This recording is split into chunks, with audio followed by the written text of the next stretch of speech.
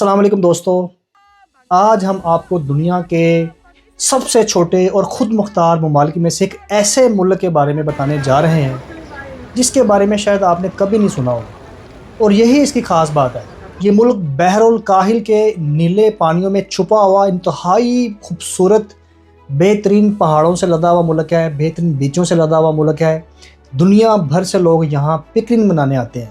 یہ New Zealand کے آس پاس واقع ہے، انتہائی خوبصورت ملک ہے۔ یہاں پہ نیوزی لینڈ کی کرنسی چلتی ہے، انگلش بولی جاتی ہے، اور یہاں آپ سب سے بڑی بات یہ کہ پاکستانی ویزا فری جا سکتے ہیں آج کی تاریخ میں۔ اگر آپ کا پاسپورٹ 6 ماہ ویلڈ ہے تو آپ اس ملک میں ٹکٹ کرائیں اور چلے جائیں۔ یہاں سیلری کیا ملتی ہیں، سیٹلمنٹ کیسے ہوتی ہے، فلائٹ روٹ کیا ہے، پر کیپٹا انکم کیا ہے کہ ایک سال میں ایک بندہ کتنا کما سکے گا، منتھلی کتنا کما سکتا ہے، کون سے شعبہ ذات میں کون سی ایسی جابز ہیں جو کر کے بندہ وہاں پہ پی آر لے سکتا ہے۔ سب سے بڑی بات یہ بتا رہا ہوں کہ یہاں پہ صرف آپ کو 2 سال ورک پرمٹ پہ رہنا ہے، 2 سال بعد آپ یہاں کی پی آر لے رہے ہیں، اور اس کے پاسپورٹ پہ 100 سے زیادہ ممالک میں ویزا فری انٹری ہے۔ اتنا تگڑا پاسپورٹ ہے اس کا۔ 2 سال آپ دبئی، قطر، عمان، سعودیہ میں رہیں، کیا آپ کو وہاں کا پاسپورٹ ملتا ہے؟ نہیں ملتا۔ آج جو دبئی، قطر، عمان، سعودیہ میں لوگ بیٹھے ہیں 20 سال سے، کہتے ہیں وہ بھائی کاش ہم کہیں نکل جاتے آج، تو پوری زندگی کچھ اور ہو سکتی تھی۔ چاہے آپ دبئی میں ہیں، قطر میں ہیں، سعودیہ میں، چاہے آپ پاکستان میں، نیپال میں، انڈیا میں، بنگلہ دیش میں، کہیں بھی بیٹھے ہیں، پاسپورٹ ہے، ٹکٹ کرائیں اور اس ملک میں چلے جائیں۔ وہاں جا کے آپ سیٹلمنٹ کیا کریں گے اس پہ میں آپ کو اس ویڈیو میں ڈیٹیل سے بتانے لگا ہوں۔ ویڈیو لاسٹ تک دیکھ لینا، کچھ اور نہیں تو بھائی انفارمیشن میں اضافہ ضرور ہوگا آپ کا۔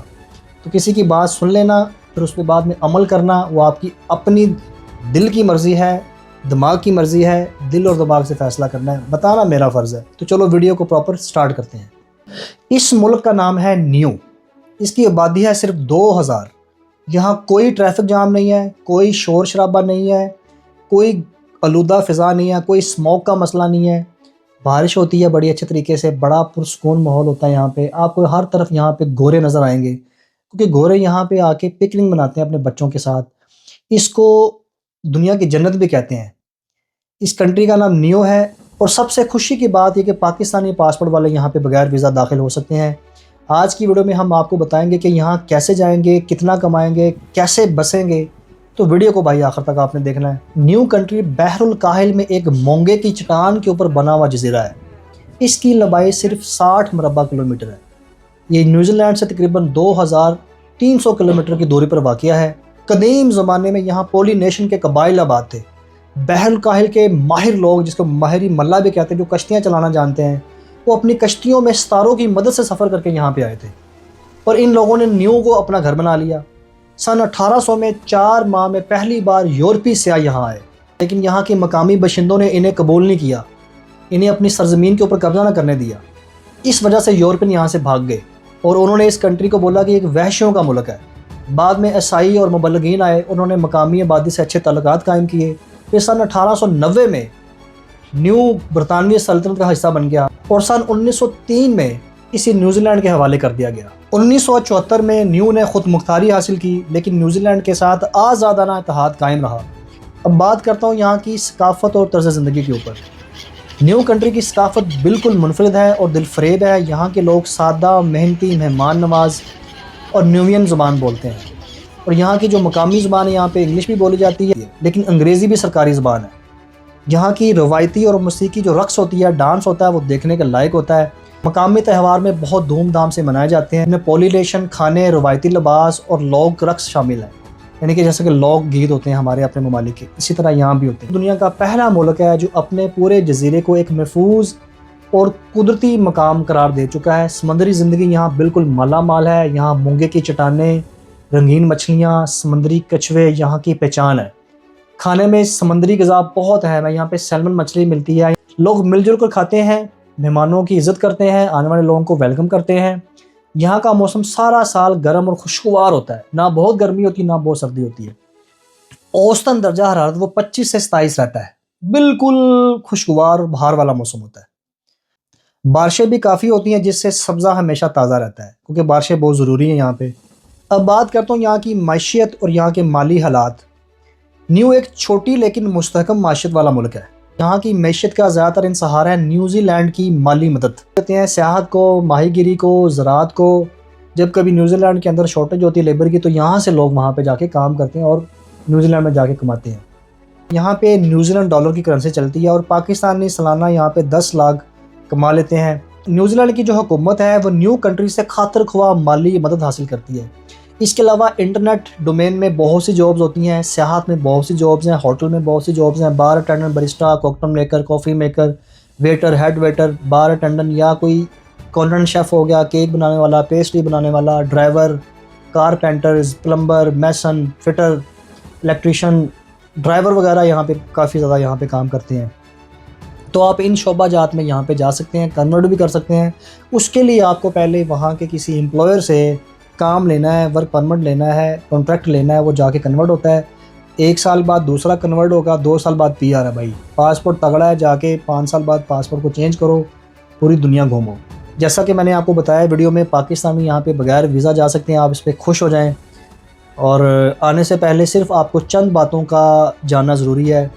آپ کے پاس جو پاسپورٹ ہے اس کی جو مدت ہے وہ 6 ماہ ہونی چاہیے، واپسی کا ٹکٹ لازمی ہونا چاہیے، وہاں رہنے کا ثبوت یعنی کہ ہوٹل بکنگ لازمی ہو، اور تھوڑے سے آپ کو فنڈ چاہیے جو آپ نے ان کو اکاؤنٹ میں شو کروانے ہیں۔ تو 30 دن کا آپ کو یہاں پہ ویزا ملتا ہے، اور 30 دن کے علاوہ آپ اس کو بڑھا بھی سکتے ہیں، میکسیمم 3 ماہ کر سکتے ہیں۔ اس کے لیے آپ کو اجازت لینی پڑتی ہے، اس کے چارجز ہوتے ہیں۔ بات کرتا ہوں فلائٹ روٹ کیا ہے۔ پاکستان نیو کا سفر پاکستان سے، جیسا کہ نیوزی لینڈ بہت دور ہے تو ڈیفینیٹلی یہ نیوزی لینڈ کے پاس ہے، تو اس لیے آپ کو یہاں سے ڈائریکٹ فلائٹ نہیں ملتی۔ بہت سی ایسی فلائٹ ہیں جو ڈائریکٹ نہیں جاتی، اور آپ کو وہاں پہ کنیکٹنگ فلائٹ لینی پڑتی ہے۔ اس کی جو ٹکٹ ہے جو میں نے دیکھا اندازے سے، اس تقریباً کو 3 سے 3.5 لاکھ روپے کی ٹکٹ آپ کو ملے گی۔ اب ڈیفینیٹلی اگر آپ یورپ جاتے ہیں، میں جب یورپ سے جاتا ہوں پاکستان تو مجھے بھی تقریباً اتنے کی ملتی ہے، تو یہ تقریباً اس سے سستی ہی ہے۔ ظاہر سی بات اگر آپ نے باہر جانا تو پھر آپ کو بھائی ٹکٹ تو خریدنی پڑے گی، خرچہ تو کرنا پڑے گا۔ یہاں کی جو سب سے مشہور جو شعبے ہیں جہاں پہ آپ کو کام ملتا ہے وہ سیاحت ہے، صحت ہے، تعلیمی محکمے میں آپ کو کام مل جاتا ہے، تعمیراتی، سمندری کاروبار، سی فوڈ پیک کرنا ہے، کیکڑے پیک کرنے ہیں، مچھلی پیک کرنی ہے، دنیا میں بھیجنی ہے۔ اور اس کے علاوہ یہاں پاکستانی کا جو معیار زندگی بہت اچھا ہے۔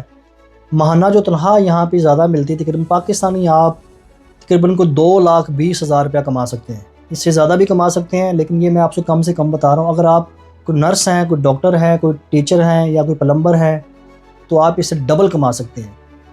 سب سے بڑی بات ہے کہ 2 سال بعد آپ کو پی آر ہے، اور دبئی، قطر، عمان اور سعودیہ میں پی آر شیار کچھ نہیں ملے گا، چاہے پیسے آپ کما لیں گے لیکن پاسپورٹ نہیں ملے گا آپ کو۔ تو رہائش اور مستقل سکونت کے لیے آپ شادی کر لیں تو آپ کو تقریباً 6 مہینے میں پی آر ملتی ہے، 1 سال میں پاسپورٹ مل جاتا ہے۔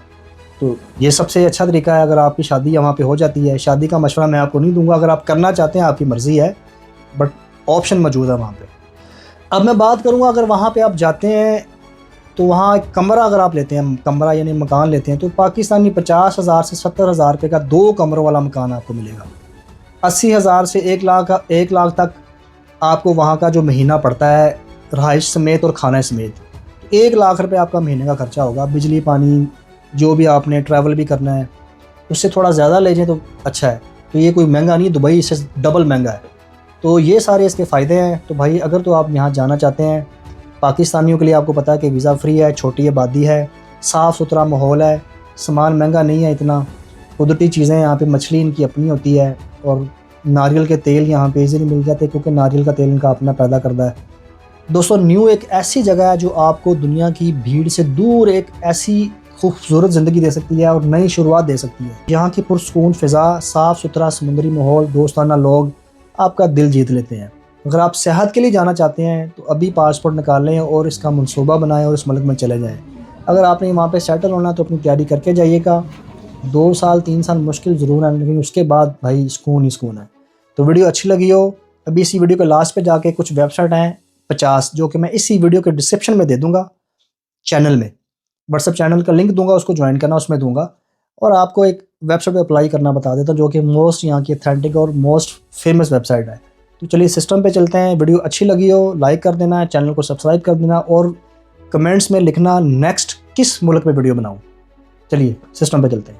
گائز میں آپ کو اسکرین پہ دکھا رہا ہوں DEVnetjobs.org، ٹھیک ہے، یہ نیو کی ہے، نیو کنٹری کے بارے میں اس کو آپ دیکھ سکتے ہیں، ایسے دکھتی ہے۔